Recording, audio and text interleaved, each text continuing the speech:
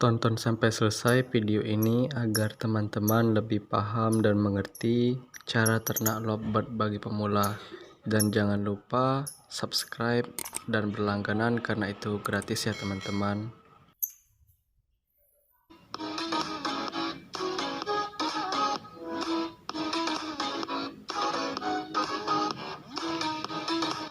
Halo teman-teman, balik lagi bersama kita di Vivo Channel. Pada video kali ini kita akan membahas cara beternak lovebird khususnya bagi pemula. Nah, pertama-tama kita akan memilih lovebird yang berkelaminnya fix, jantan dan betina. Ciri-ciri lovebird yang siap produksi itu berkisar antara umur 8 bulan sampai dengan 1 tahun lebih. Ke cara penjodohan lovebird. Nah, cara penjodohan lovebird ya ada 3 cara. Yang pertama, teman-teman bisa dijodohkan dengan cara masing-masing ditaruh di kandang kapsul, kemudian direndengkan atau didekatkan. Nah, jika lovebird selalu kelihatan dempet-dempetan ya saat tidur bersama dan lain sebagainya, maka kemungkinan itu udah jodoh. Nah, teman-teman bisa satukan di kandang kapsul. Nah, jika sudah terpantau kawin di kandang kapsul, bisa dipindahkan ke kandang kotak. Atau jika belum kawin pun bisa juga dipindahkan ke kandang kotak ya, agar nantinya kawinnya bisa di kandang kotak langsung. Nah, cara kedua, bisa langsung disatuin aja kedua lovebird tersebut. Jika langsung berjodoh, ya alhamdulillah. Saya sering pakai cara ini, tapi jika berantemnya parah, segera pisahkan. Tapi jika berantemnya tidak terlalu parah, yang tidak sampai melukai, bisa dipantau terus ya.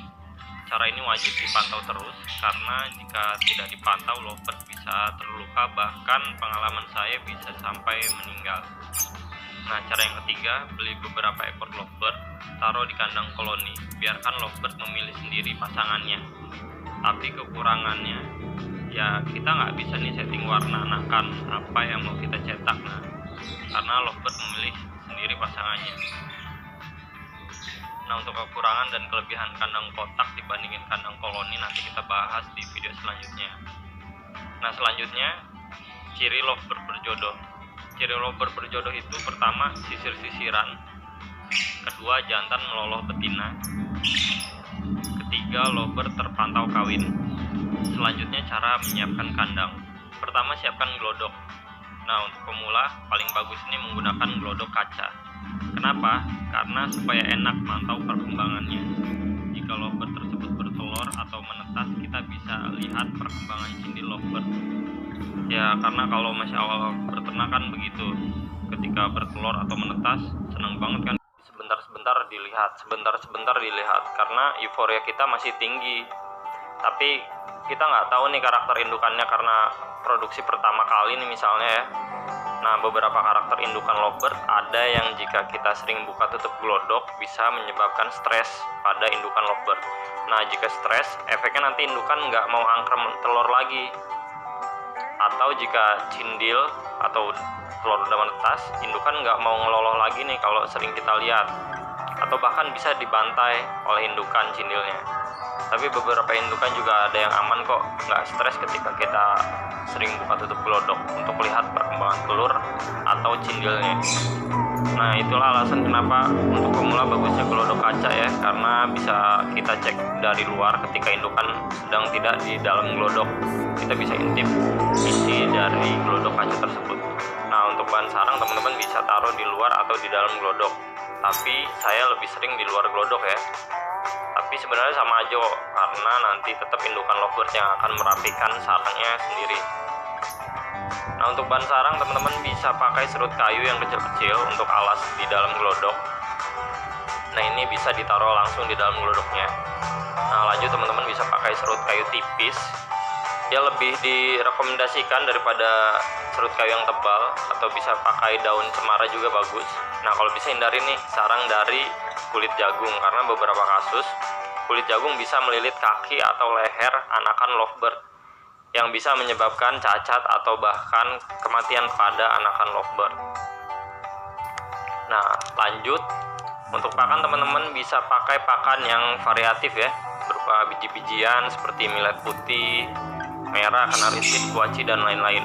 Nah teman-teman jangan lupa kasih extra fooding ya, atau makanan tambahan. Bisa berupa kangkung, jagung, toge, dan lain-lain. Kemudian teman-teman juga bisa kasih tulang sotong ya, sebagai tambahan nutrisi. Tulang sotong ini bagus untuk pembentukan cangkang pada telur lovebird. Nah lanjut ke minumannya, banyak ya macam-macam merek vitamin lovebird di pasaran yang bisa teman-teman beli di kios burung ataupun juga di online shop. Nah untuk air minum teman-teman bisa ganti setiap hari. Nah untuk proses ini teman-teman bisa pakai makanan atau extra fooding dan minuman yang menambah birahi lovebird agar cepat kawin. Contohnya teman-teman bisa pakai toge atau kuaci dan lain-lain. Nah untuk kuaci saya rekomendasikan nih kuaci yang putih ya teman-teman. Nah jika sudah berjodoh dan kawin tinggal nunggu Kemudian lovebird biasanya bertelur sekitar 4 butir ya, dari telur pertama ke telur kedua selangnya 1 hari. Misalnya tanggal 1 lovebird terpantau bertelur, maka telur kedua akan ada di tanggal 3. Begitu juga dengan telur ketiga dan keempat akan selang 1 hari. Nah di usia 10 hari dari telur pertama teman-teman bisa cek nih telur lovebird dengan cara di center apakah telur itu jong ataupun isi. Jika jong teman-teman bisa cabut aja biar lovebirdnya cepat produksi kembali. Atau jika teman-teman ragu bisa dicek kembali di usia telur lovebird 2 minggu. Nah ciri-ciri lovebird jong atau isi bisa dilihat di gambar ini. Kemudian telur lovebird menetas normalnya di usia 21 hari. Tapi jika 21 hari belum menetas teman-teman bisa tunggu sampai usia 35 hari.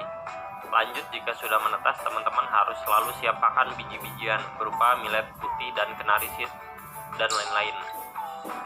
Nah saat telur lovebird menetas hindari makanan yang bisa menyebabkan lovebird birahi.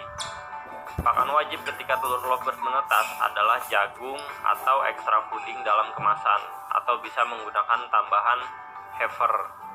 Kemudian anakan lovebird mulai bisa makan sendiri kira-kira di usia 2 bulan. Nah jika teman-teman pengen cepat-cepat diambil untuk dilolo sendiri, paling aman bagi pemula diambil saat usia anakan lovebird di atas usia 2 minggu. Setelah itu teman-teman bisa mengistirahatkan indukan lovebird sekitar seminggu atau 2 minggu untuk kemudian dimasukkan ke kandang produksi agar cepat berproduksi kembali.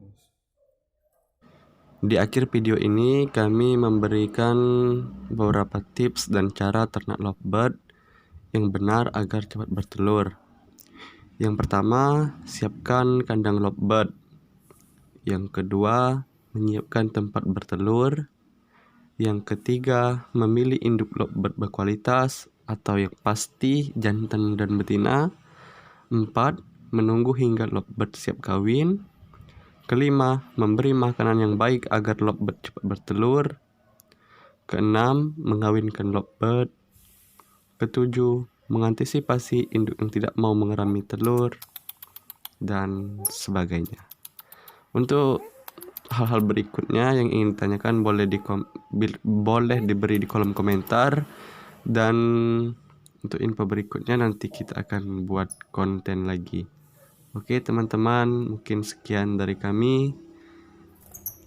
Kalaupun ada saran boleh diberi di komentar. Dukung terus channel kami. Dan ya jangan lupa subscribe, like, dan komen. Terima kasih.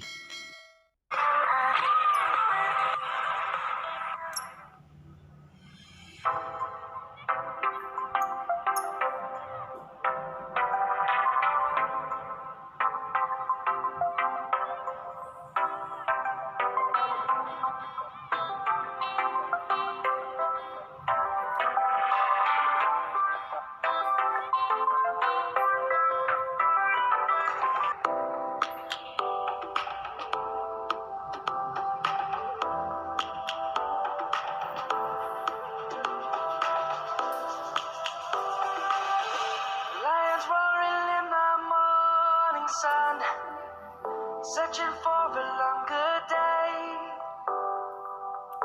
People feeling like the light has just come.